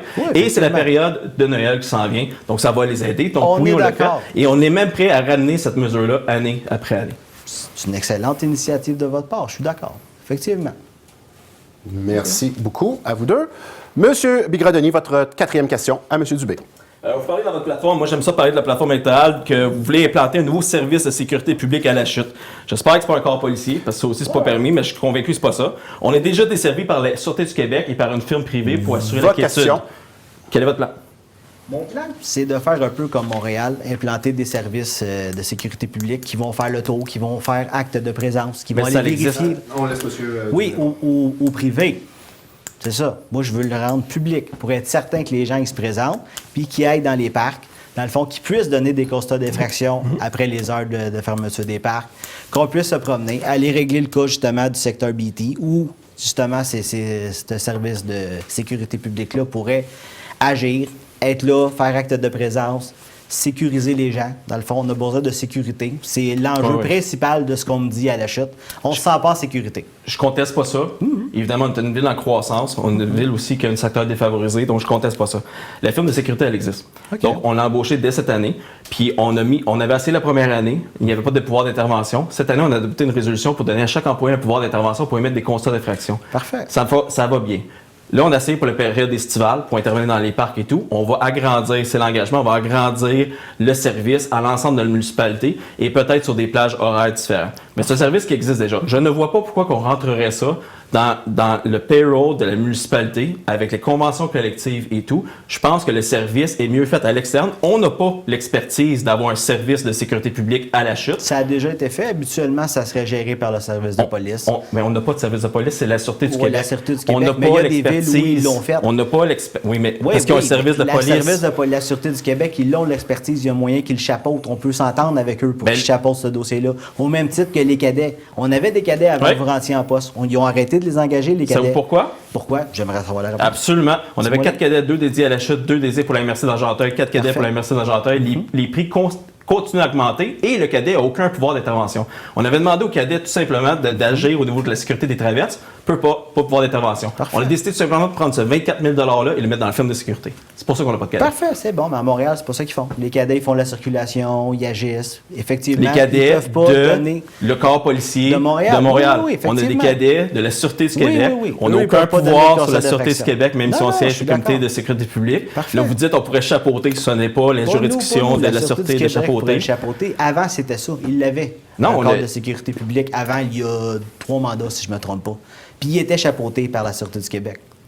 Vous comprenez, ça fait longtemps qu'on a la Sûreté du Québec. C'est une obligation par la loi pour toutes les municipalités en bas de 50 000 de population. Je ne parlais pas de la police, je parlais de la Sûreté du Québec. Oui. C'est ça. Il y a peut-être une 12aine d'années, on en avait un service de sécurité publique, puis il a été aboli pour je ne sais pas quelle raison. Mais en fait, c'est un intervenant qui se promenait. C'est pas la même chose. C'est pas du tout la même chose. Je veux aussi mettre des intervenants dans ces Parfait. Merci beaucoup, messieurs. Le temps est écoulé. On arrive maintenant à la 5e et dernière ronde. Monsieur Dubé, votre 5e question à Monsieur Bigradoni. Au niveau des logements abordables, je suis d'accord avec vous qu'il est important de les intégrer dans les développements futurs. J'ai discuté avec des résidents du district 6 qui sont des locataires touchés par la moisissure qui n'a toujours pas été réglée malgré l'enquête de l'émission de la facture. Puisqu'il est question ici de la santé d'enfants et de personnes vulnérables, qu'avez-vous fait pour faire avancer le dossier et que comptez-vous faire pour régler la situation à règle? Le plan directeur, présentement, pour financer la démolition et la reconstruction. Vous savez, c'est un dossier qui est chapeauté par la Société d'habitation du Québec. C'est pas la Ville de la Chute.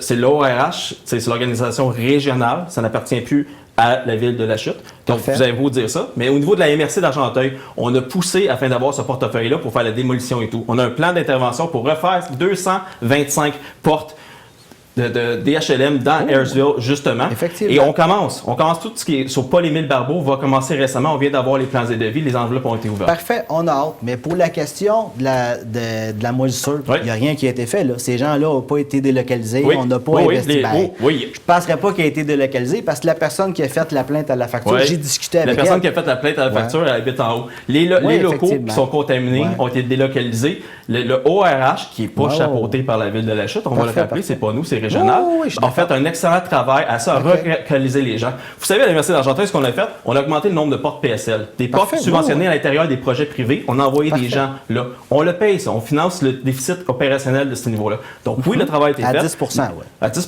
exactement. Mais c'est la loi, c'est notre engagement, mais c'est nous qui décidons d'en ajouter des portes. On a décidé de le faire. On a même ajouté 10 récemment. Donc le travail a été fait. Puis ça, je veux pas... Non, mais moi, je ne me débattais pas avec vous là-dessus. C'est pas la Ville de la Chute, abordable, on mais est ils ont d'accord. fait un excellent travail à relocaliser les gens. Ben, il y a une dame, il y a 3 semaines, qui est partie en ambulance, qu'on m'a dit, parce qu'elle n'avait pas été délocalisée. Vous beaucoup aux cancans et aux rumeurs. Ben, c'est pas des cancans. Moi, je vais parler avec les citoyens, puis je rapporte ce qu'on m'a dit. Avez-vous approché l'ORH pour avoir leur version? Je vais demander, on m'a prévenu. Oui, c'est ça, mais là, après ça, vous allez aller sur Spotted et écrire plein de niaiseries. J'ai rien écrit sur Spotted. Non, mais écoutez, sur ce dossier-là, avez-vous un Spotted? Non, sur les autres dossiers avec vous, je peux même pas écrire sur Spotted. Voyons donc. Je peux même pas écrire sur Spotted. Non, mais avec des faux comptes puis des faux noms. Ben, j'ai pas de faux comptes, j'ai pas de faux noms, monsieur. Ben, c'est pas moi. Dans ce dossier-là, l'ORH a bien agi, je vous dirais. Et c'est un milieu municipal, de toute façon. On a des intervenants de nos villes, de toutes les villes de l'Université d'Argenteuil qui siègent sur le CA pour chapeauter ça. Parfait. Le seul moment où j'ai écrit un Spotted, comme vous dites, sur mon compte personnel, M. Christian David y a répondu, puis j'ai trouvé qu'il avait raison. Je l'ai effacé. Ben, tu comprends? Mais c'est une autre mécompréhension, un autre dossier que vous n'avez pas compris. Ben, c'est quand même un dossier qui est dangereux. Là. Un dossier important, mais vous n'étiez pas présent dans la consultation publique. On l'a informé. Ben, je suis dans ce district-là, puis les consultations publiques, habituellement, j'y vais tout le temps. La salle était pleine. Ben, j'ai pas été informé de celle-là. Malheureusement. C'est de valeur, effectivement. Tout le monde a reçu une invitation. Pas moi. Merci beaucoup à vous deux. Monsieur Bigradoni, votre dernière question à Monsieur Dubé. Ben écoutez, on a parlé des idées de plateforme, mais là, je veux qu'on parle de vous parce qu'au porte-à-porte, il y a une question qui revient constamment. Qui est votre adversaire? Qu'a-t-il fait pour la communauté? Je vous donne l'opportunité, mon droit de parole, à expliquer votre parcours à nos citoyens. Parfaitement. Pour la communauté, présentement, c'est vrai que je commence à vouloir m'investir pour la communauté. Je n'ai pas chapeauté des projets comme vous avez fait, la Chambre de commerce et tout ça. Effectivement, j'ai pas d'expérience là-dedans. Mais côté gestion, j'ai géré une chaîne de restaurants, de 30 restaurants. J'ai géré des employés, je gérais des comptes à recevoir, des fournisseurs. J'ai négocié plein de choses. Dans le fond, fait que j'ai beaucoup d'expérience à ce niveau-là. Vous avez fait ça combien de temps? Laissez monsieur. À peu près pas 7-8 ans, là. Effectivement. Après ça, j'ai eu des compagnies que j'ai ouvertes, que j'ai fait monter. Après ça, j'ai vendu à profit. Dans le fond, tout en travaillant à la STM comme chauffeur d'autobus. OK, fait que c'est tout en partiel. Mais pour la communauté... c'est ça, carrément. Pour la communauté, qu'avez-vous fait pour la communauté et pourquoi vous impliquez maintenant et vous n'êtes jamais impliqué pour la communauté avant? Vous savez qu'on est une communauté tissée très serrée. Ça prend une implication sociale. Il faut avoir une raison de vouloir se présenter. Vous êtes apparu, pouf, on vous promet plein de choses, comme un génie. Peut-être c'est illégal, on ne le sait pas. Mais là, effectivement. Il y a mais là, un dossier que vous avez noté qui était illégal. Puis quand j'ai appelé... La RTM n'est pas légale. L'urbanisme, c'est déjà fait. L'HLM, c'est pas de compétence municipale, c'est la SHQ. Logement accessoire, c'est déjà fait. Logement intergénérationnel, vous savez très bien. Vous avez mis un permis, vous le savez que c'est déjà permis. 2 ans, il a fallu gosser pour l'avoir. Oui, parce que tu es en zone rurale, puis ça a beaucoup de difficulté à comprendre les règlements d'urbanisme. Mais ça, c'est correct, c'est notre enjeu. Les Vertus a été annoncé l'année dernière en partenariat avec un centre de services scolaires et les Lions. Votre plateforme a été soit réalisée, soit qui est dans notre plateforme électorale qu'on a divulguée avant vous, ou est tout simplement illégale.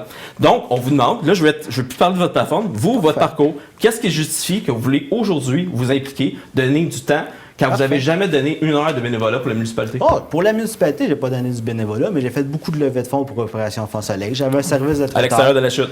À l'extérieur de la chute, effectivement, parce qu'à ce moment-là, je n'habitais pas à la chute. Effectivement, mais ça a donné comme ça. Pour quelle raison vous vous présentez présentement? Parce que présentement, je veux rectifier le tir, dans le fond. Quel tir? Le tir. Les gens, ils me disent qu'on a des problèmes à la ville. Que Quel c'est problème? pas des problèmes, surtout avec vous, comme on m'a dit, votre tempérament. Quand on vous pose des questions, vous montez sur vos grands chevaux. Moi, je suis quelqu'un de calme, j'aime apprendre. Dans le fond, on va apprendre des choses. Mais peut-être que vous auriez dû faire comme votre chef, Nathalie Vigent, puis peut-être, parce que clairement, vous la suivez constamment. C'est dommage. Et Nathalie Vigent a même dit qu'il faut commencer en bas, il faut apprendre. Nathalie Vigent n'a pas voulu se lancer à la mairie. Vous aurez peut-être quand dû on est allé discuter ensemble, et faire la même chose. Quand je suis allé discuter avec Nathalie, elle a convenu que j'avais plus d'expérience qu'elle. Clairement pas. Puis elle a décidé de me laisser le poste. La même chose pour M. Lanoux.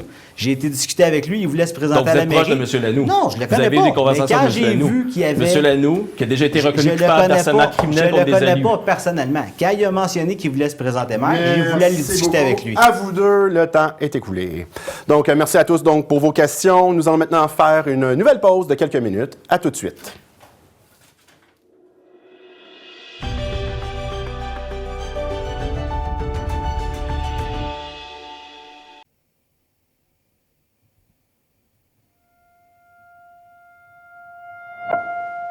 Reste encore. Reste donc. Reste avec nous. Service d'ambulance, c'est pour quelle ville? C'est mon fils, madame. Quel âge a-t-il? 18. Est-ce qu'il est conscient? Non. Est-ce qu'il respire? Non, il bouge pas, il fait rien. OK, monsieur, on va commencer les manœuvres de réanimation. Est-ce que vous voulez que je répète comment faire? Je suis pas capable, madame! Je suis pas capable! Puis, restes-tu? Centre de prévention suicide. Je reste.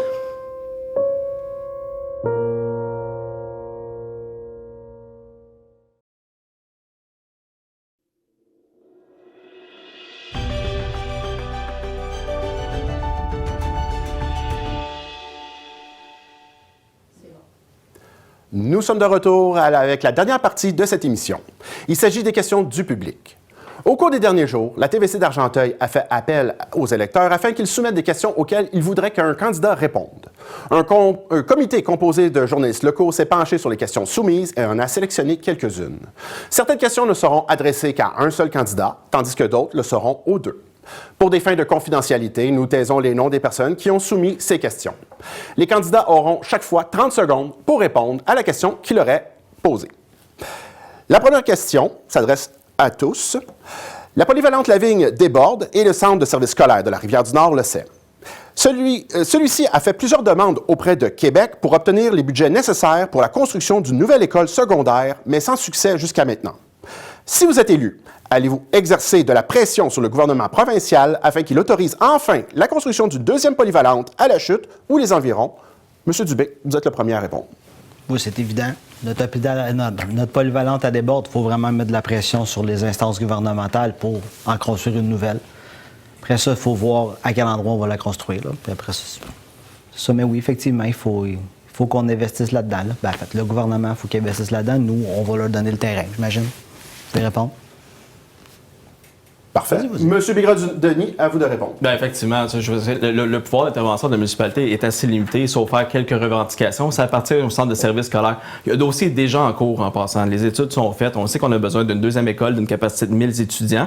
Par contre, le budget, le portefeuille a été retiré ou n'est pas tout simplement approuvé. Donc, on est prêt. Au niveau de la municipalité, M. Dubé a absolument raison. Nous, dans le fond, c'est soit de travailler avec eux pour qu'ils l'installent sur leur terrain parce qu'ils ont de la place, ou il faut regarder pour soit céder ou acquérir un terrain. C'est la loi. On est obligé de le faire. Merci, M. Bigra-Denis. La prochaine question s'adresse à M. Dubé. Nommez un bon coup que votre adversaire a fait au cours de son dernier mandat et nommez ensuite ce que vous considérez être sa moins bonne décision. Je dirais le bon coup, c'est le budget participatif de la population. Je trouve que c'est un très, très bon coup. Là. Demander aux citoyens de participer, c'est excellent. Peut-être un moins bon coup, je dirais les dépassements de coûts avec la bibliothèque. Là. C'était supposé être un coût autour de 4 millions prévisionnel, puis là, on est rendu autour de 16 millions. Je sais que vous avez eu des subventions gouvernementales pour ça. Le vrai montant qu'on débourse la ville, c'est pas ça. Mais je dirais que ça a quand même augmenté. Merci beaucoup, M. Dubé. M. Bigra-Denis, à votre tour, nommez ce que vous considérez être votre meilleur coup des 4 dernières années et nommez ensuite ce que vous considérez être votre moins bonne décision. Mais vous voyez, tout ce qui est communication citoyenne, c'est sûr et certain, mais vraiment la bibliothèque. La bibliothèque, c'est un dossier qui dormait depuis bien longtemps. Il y avait un vide pendant 8 ans avant notre entrée en fonction. On a repris le dossier, on a évalué si on devait rénover la bibliothèque existante, agrandir la bibliothèque existante, en bâtir une autre ou reprendre ce dossier-là. J'ai vu qu'il y avait des subventions disponibles, j'ai voyagé, j'ai travaillé avec des ministres fédérales, provinciales, je suis allé chercher 12,2 millions de dollars et le dossier a changé. Donc, c'est pour ça qu'il y a aussi une croissance des coûts, il y a eu la pandémie et tout. Il va y avoir un agrandissement de l'Église. Merci beaucoup, M. Bigradoni. La prochaine question s'adresse aux deux candidats. La Ville de la Chute prend de l'expansion, ce qui l'oblige à faire plus de dépenses pour offrir ses services aux citoyens. En même temps, cette expansion pousse à la hausse la valeur des résidences. Dans les deux cas, cela affecte les comptes de taxes foncières. Que comptez-vous faire pour que la Ville continue à offrir des services de qualité tout en réduisant le fardeau fiscal des citoyens? M. Bigradoni, vous êtes le premier à répondre. En fait, à chaque fois qu'il y a un nouveau rôle, on l'a fait la dernière fois, on baisse le taux de façon significative. Le taux avant, le rôle existant, était à 0,67, on l'a baissé à 0,33 et on a créé des sous-catégories pour pouvoir moduler la taxation pour aider les citoyens. Le but, c'est de ne pas piger dans les poches de la contribution au niveau de la foncière de base, les citoyens, mais c'est d'aller chercher des revenus ailleurs. D'où l'importance de signer avec des industries telles que Montagny, d'où l'importance d'aller chercher des tonaliers de taxes, des transferts, des services qu'on peut offrir. Actuellement, sur le compte de taxes de la population, il y a 50 qui est dédié... Merci, M. Bigradoni. M. Dubé, à votre tour de répondre. Effectivement, comme mentionné par M. Bigradoni, l'augmentation du nombre d'industries et aussi le nombre de logements. En augmentant le nombre de logements, on augmente le nombre de revenus à la Ville. En augmentant les deux, ça permet de diminuer le taux de taxation, comme vous avez mentionné, ce qui est le meilleur. Moi, dans mon district, mes taxes sont baissées. Fait que c'est pas à cause du nouveau taux de taxation. Je sais que je suis peut-être particulier parce que je suis en zone rurale, mais c'était pas une mauvaise idée. Ce que vous avez fait, c'est très bon. Merci, M. Dubé. Prochaine question s'adresse encore une fois aux deux candidats. Quel sera votre dossier prioritaire si vous êtes élu? M. Dubé, vous êtes le premier à répondre. Mon dossier prioritaire, justement, c'est de vérifier que toutes les subventions et tout ça sont disponibles. Dans le fond, aller vérifier les subventions disponibles et gérer un peu avec les subventions pour pouvoir modifier justement le service de pompiers, peut-être le rendre 24/7 en augmentant le nombre de pompiers, mettre les PR. Moi, je dirais que les PR, les premiers répondants, ça serait mon dossier prioritaire, dans le fond, pour la sécurité des citoyens. Merci, M. Dubé. M. Bigradoni? Bien, il y a peut-être deux volets. Au niveau de l'équipe, évidemment, bien, c'est tout ce on va livrer, ce qui est dans la plateforme électorale. Vraiment les sentiers. C'est un dossier prioritaire. Les gens dans la consultation publique, lors de l'été, on a consulté près de 600 portes, nous ont dit on veut marcher chez nous. On a 3 parcs qu'on veut créer. L'équipe va se concentrer là-dessus. Moi, au niveau de la mairie, vraiment le centre sportif. C'est plus régional comme dossier. Je veux me concentrer là-dessus pour vraiment l'activer. On a le besoin d'avoir un sport varié, intérieur, 4 saisons, et on doit le faire rapidement. Merci, M. Bigradoni. La prochaine question s'adresse à M. Dubé. Vous avez effacé plusieurs de vos propres publications Facebook depuis le début de la campagne électorale, dont certaines étaient controversées. Pourquoi les avoir publiées au départ si c'était pour les retirer par la suite? Comme je disais, la publication que j'avais mentionnée pour la chemin Bourbonnière, dans le fond, j'avais été mal informé par les citoyens. On m'avait dit qu'il n'y avait pas eu de consultation publique. M. Bigra m'a confirmé qu'il y avait une consultation publique, puis M. Christian David aussi. Étant donné que c'était une publication, effectivement, qui était controversée, je l'ai effacée pour ne pas nuire à M. Bigradoni et M. Christian David, parce qu'il avait fait un bon travail dans ce dossier-là. Et je suis capable de reconnaître mes erreurs. Dans ce dossier-là, j'ai effacé ma publication, effectivement. Merci, M. Dubé. Prochaine question s'adresse à M. Bigradoni.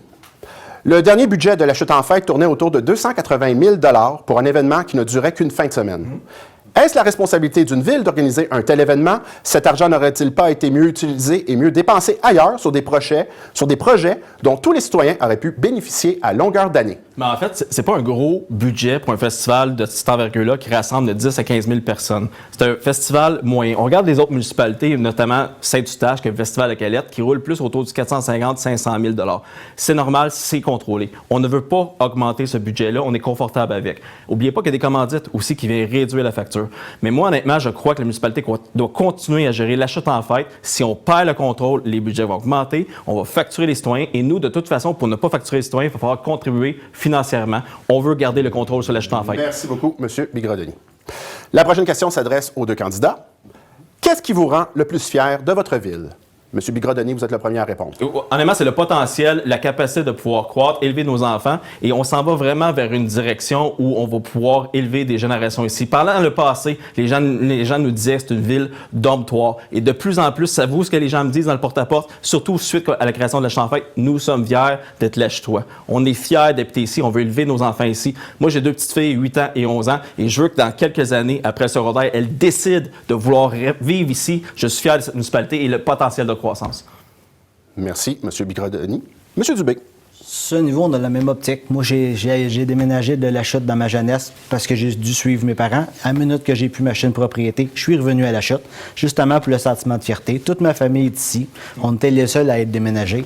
Dans le fond, dans ma jeunesse, on avait beaucoup de festivals. Moi, j'aimerais ça en ramener plus, justement, parce que c'est une ville qui est connue. Si on parle de la Chute aux gens, même jusqu'à Montréal, le monde connaît, ils savent c'est où la Chute. Dans le fond, fait que, oui, le sentiment de fierté à la Chute est présent, effectivement. Merci, M. Dubé. La prochaine question s'adresse à M. Bigras-Denis. Si vous êtes élu, il se pourrait que des candidats indépendants le soient aussi. Comment voyez-vous votre possible future collaboration avec ceux-ci?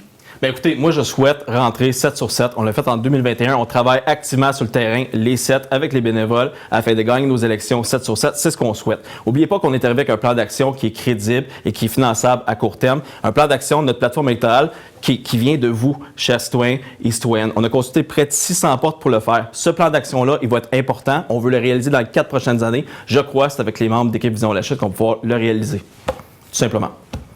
Merci, M. Bigras-Denis. La prochaine question est à M. Dubé. Dans votre plan d'action, vous proposez de rembourser les droits sur les mutations immobilières, communément appelée la taxe de bienvenue, pour les premiers acheteurs de maisons.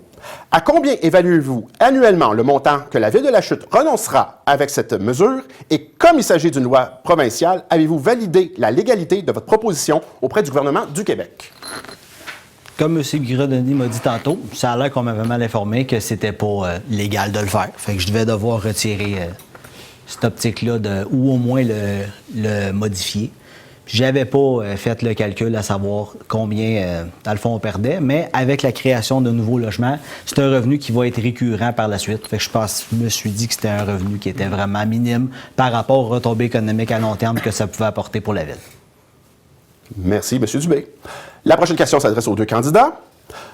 Au cours des 4 dernières années, plus de 1082 élus municipaux sur environ 8000, soit près de 13,5 %, ont démissionné en cours de mandat pour diverses raisons, notamment le climat toxique qui règne sur les réseaux sociaux envers les politiciens de tout genre. Si vous êtes élu, comment comptez-vous compléter votre mandat tout en préservant votre santé mentale? M. Dubé, vous êtes le premier à répondre. Une très bonne santé mentale. Comme vous avez vu aujourd'hui, M. Bigras-Denis m'a tenu au mur tout le long. Puis, je suis pas parti en courant. Dans le fond, moi, les médias sociaux, je suis né un peu là-dedans, là, depuis que j'ai à peu près 18 ans, 20 ans que c'est présent. J'ai aucun problème à comprendre que les trolls sur Facebook puis sur les réseaux sociaux existent. Ça me dérange pas du tout. Je pense pas que c'est un climat toxique. Les gens ont le droit de s'affirmer. Puis après ça, c'est de voir apprendre de ses erreurs, si on fait des erreurs, puis que c'est justifié. Dans le fond, ça me dérange pas. Merci, M. Dubé.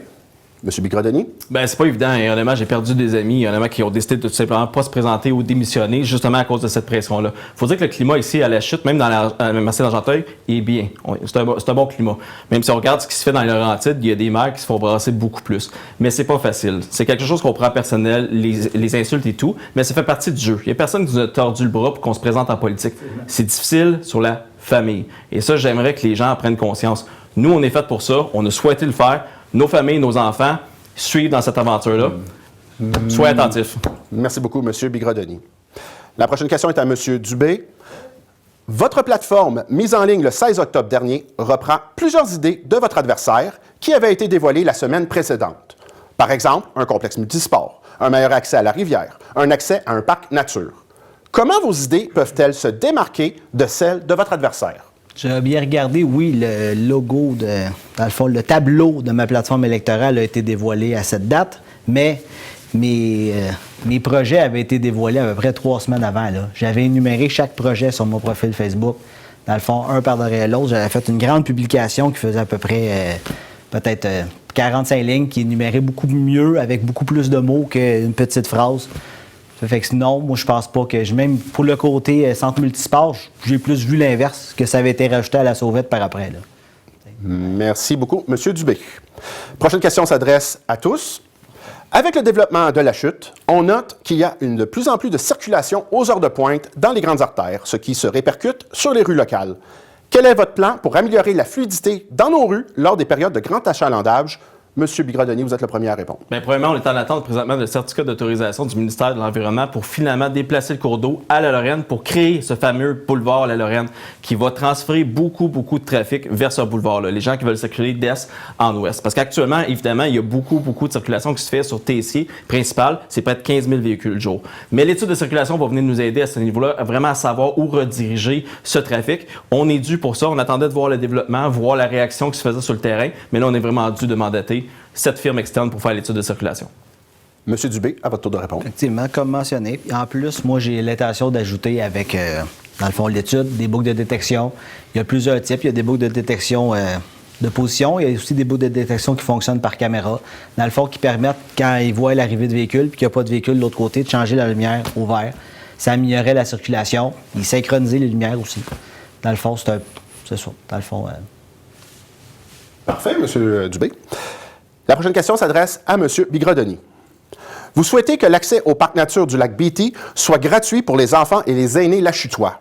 Comment comptez-vous réduire l'impact de la circulation sur le chemin Beatty et est-ce que la chute va aider Gore à construire une entrée alternative au parc? Bien, je suis ouvert à travailler avec le nouveau maire qui va se faire élire dès le 2 novembre pour voir ce qu'on pourrait faire pour le parc. C'est un parc qui a un fort potentiel récréo-touristique pour la région. Fort potentiel.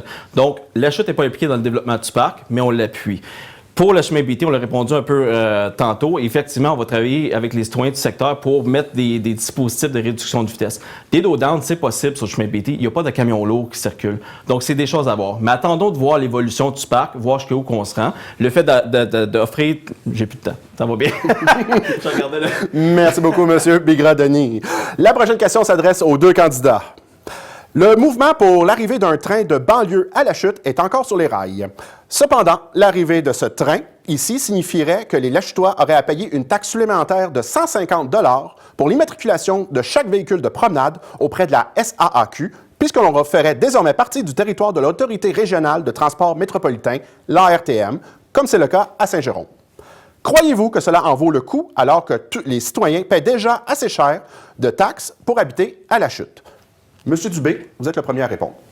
Effectivement, avec cette mesure, il faudrait mettre ça. Puis ça permettrait en même temps de mettre ma chère navette vers le projet de REM. Et ça ferait une pierre deux coups. Malheureusement, toutes les autres municipalités ou presque de la région, ils font partie de la RTM. Fait que oui, un moment donné, il va falloir suivre le pas avec l'augmentation démographique puis offrir du service de transport. Malheureusement, ça va coûter plus cher, mais il faut vivre avec, malheureusement. Merci, M. Dubé. M. Bigradoni, à votre tour. Attention, on relance l'étude de faisabilité pour ramener le train passager. C'est un projet qui va durer 15 à 20 ans. C'est pas demain matin, là. Il va y avoir également... L'avantage de réutiliser ce chemin de fer-là, c'est qu'il n'y a pas d'expropriation. Par contre, il y a des kits de débarquement à faire, il y a des stationnements. On est très loin du moment où on va couper un ruban pour ce train-là. Donc, de là à penser qu'il va y avoir une taxe d'immatriculation demain matin, on est très loin. Donc, on est responsable, on va évaluer et avant d'aller de l'avant avec toutes les municipalités, on va vous consulter. Merci, M. Bigradoni. La prochaine question est la dernière pour cette partie de l'émission. Elle s'adresse aux deux candidats. Le service de sécurité incendie a une garde interne entre 6 h le matin et 22 h le soir. Pensez-vous qu'il serait pertinent d'avoir également une garde interne de nuit, soit entre 22 h et 6 h le matin, afin d'encore plus optimiser le temps d'intervention? Monsieur Bigradoni, vous êtes le premier à répondre. On l'a évalué. Lorsqu'on a voulu mettre la garde interne, on a évalué plusieurs scénarios, fin de semaine, pas fin de semaine, de nuit. Mais les statistiques qui ont sorti, c'est qu'il y a très peu d'interventions de nuit. Et la recommandation de la direction du service incendie, c'est de ne pas aller vers une garde interne immédiatement. On est en évolution avec le département. Il faut faire une marche à la fois. Chaque changement coûte très cher au niveau du compte de taxes, mais nécessaire. Mais on va évoluer jusqu'à un moment où on se rende là. N'oubliez pas également la mutualisation des services avec les autres municipalités. Ça va nous permettre de le faire, ça. Merci beaucoup, M. Bigradoni. M. Dubé. Effectivement, comme mentionné, c'est un projet qui, moi, je pense qu'il faudrait le faire le plus rapidement possible. Quand j'ai discuté avec les pompiers, même si M. Bigrodoni dit que j'étais mal informé, je suis allé m'asseoir avec eux pendant à peu près 4 heures dans une journée pour qu'ils m'expliquent les tenants et aboutissants de tout ça. Puis eux, ils me demandaient de le faire parce qu'on ne réussit pas à respecter bien souvent le 4 pompiers en 10 minutes au feu. C'est ce qu'on m'a dit. Puis c'est une règle ministérielle. 8 à 10. Ben, eux m'ont dit 4 à 10. Mais bon, 8 à 10. Fait que c'est quand même, on ne réussit pas à le faire présentement dans quelques cas. Fait qu'il faut se mettre aux normes. Merci beaucoup à vous et merci beaucoup à vous deux d'avoir répondu à ces questions. Merci beaucoup au public aussi qui a été très nombreux à nous envoyer des questions pour cette période de l'émission. Nous allons maintenant terminer notre émission avec un mot de la fin de chacun des candidats. Ils auront 1 minute pour ce faire. Nous allons y aller en ordre inverse de l'ordre de présentation du début. Ce sera donc à M. Bernard Bigrodoni de commencer. Eh bien, ce soir, vous avez entendu 2 différentes visions opposées pour la chute. Vous avez aussi constaté que M. Dubé a démontré une certaine méconnaissance des dossiers municipaux et un flou dans la légalité des mesures qu'il propose. De mon côté, j'ai toujours agi avec rigueur, transparence et respect pour les lois qui encadrent notre municipalité. Mon équipe et moi avons livré des résultats concrets, des finances solides, des investissements majeurs dans nos infrastructures et une ville qui a rétabli sa lettre de noblesse au niveau régional. Être maire de la Chute, ce n'est pas une décision que l'on prend sur un coin de table. Être maire, c'est comprendre la dynamique municipale, c'est savoir planifier un budget de 36 millions et gérer une administration de plus de 200 employés. Le 2 novembre prochain, je vous demande de me renouveler votre confiance pour les 4 prochaines années. Avec l'équipe Vision la Chute, nous continuerons à bâtir une ville à échelle humaine, dynamique, sécuritaire et fière de ce qu'elle devient. Nous connaissons les défis qui sont devant nous, mais nous avons la conviction, l'expérience, l'énergie, mais surtout la motivation de relever ces défis. Ensemble, poursuivons le travail. Merci beaucoup, M. Bigrodoni. M. Dubé, à votre tour. Comme vous avez pu constater et comme a mentionné M. Bigrodoni, dans le débat de ce soir, 2 directions bien différentes pour la ville ont été présentées. La vision de l'équipe de M. Bigrodoni qui en est une de continuité dans les mauvaises décisions et les dépassements de coûts et sans avoir de réelle vision pour le développement économique de notre ville ainsi que sa sécurité. De l'autre côté, vous avez un candidat indépendant qui veut être présent et à l'écoute de ses citoyens et surtout veut ramener le sentiment de sécurité et augmenter la fierté d'habiter à la Chute. Un père de famille qui a vraiment à cœur le développement de la ville et qui va mettre les investissements nécessaires pour y arriver. Merci beaucoup, M. Dubé. C'est ce qui termine ce débat des candidats à la mairie de la Chute. Nous espérons que cette émission vous a éclairé dans le choix que vous allez faire lorsque vous irez voter. Rappelons que le jour du scrutin est le 2 novembre de 10h à 20h et que la journée du vote par anticipation est le dimanche 26 octobre de midi à 20h.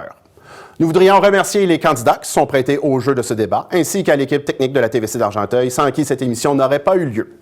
Finalement, merci à vous, chers téléspectateurs, de nous avoir suivis. Mon nom est Francis Legault et je vous souhaite une bonne fin de journée.